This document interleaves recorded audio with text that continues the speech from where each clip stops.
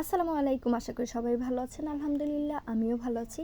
আমাদের ঘরে যতগুলো হাঁস আছে তার মধ্যে সবথেকে বেশি মুরব্বি, বয়স্ক এবং হচ্ছে হেলদি হাঁস হচ্ছে এটা। এর তুলনায় এর ঘরটা অনেক ছোট হয়ে গেছে। এর এমন একটা অবস্থা, এ হচ্ছে ঘরে ঢোকার সময় হচ্ছে অনেকক্ষণ ধাক্কায় টাক্কায় ঘরে ঢোকা লাগে, আবার হচ্ছে বের হওয়ার সময় ওর অনেক কষ্ট করে বের হওয়া লাগে। আর তার থেকে বড় কথা হচ্ছে এর যত এলাকায় যত হাঁস মুরগি আছে সবাইরে দৌড়াইয়া হচ্ছে এলাকা ছাড়া করে। এ খুবই ঝগড়া, তো সেজন্য হচ্ছে আমরা ডিসিশন নিলাম একে হচ্ছে জবাই করে দিব। তো যেমন ভাবনা তেমন কাজ, একে হচ্ছে জবাই করে দেওয়া হয়েছে। আর হাঁস খাওয়া যতটা টেস্টি তার থেকে বেশি অনেক কষ্টসাধ্য, মানে খুবই প্রচুর পরিমাণে কষ্ট। এটাকে জবাই করতে যতটুকু সময় না লেগেছে, খেতে যতটুকু সময় না লেগেছে, তার থেকে বেশি সময় লেগেছে হচ্ছে একে ক্লিন করার কাজে। তো আলহামদুলিল্লাহ মাশাল্লাহ যথেষ্ট পরিমাণ মাংস হয়েছে, যেহেতু ও যথেষ্ট পরিমাণ হেলদি ছিল।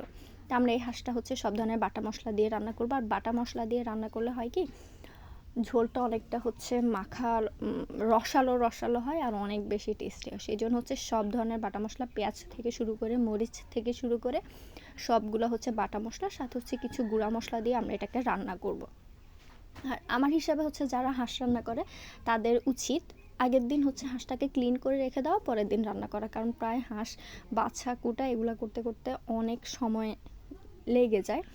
তো আমাদের প্রায় রান্না করতে করতে অলমোস্ট 3:30টার মতো বেজে গিয়েছিল। তো হচ্ছে আমার হিসাবে নেক্সট টাইম আমরা যখনই হাঁস রান্না করব আগের দিন হচ্ছে এটাকে ক্লিন করে তারপর হচ্ছে পরের দিন রান্না করবো। এতে অনায়াসে হচ্ছে খুব সহজে রান্না করা যায়।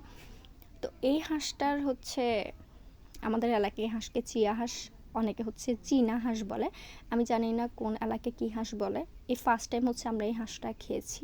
মানে এটা আমাদের পালা হাঁস, আমরা কিনে এনেছিলাম, পরে হচ্ছে এটাকে বাচ্চা টাচ্চা ফুটে এখন ওর জ্বালায় যেহেতু এলাকায় থাকতে পারছি না সেই জন্য হচ্ছে ওকে জবাই করে দেওয়া হয়েছে।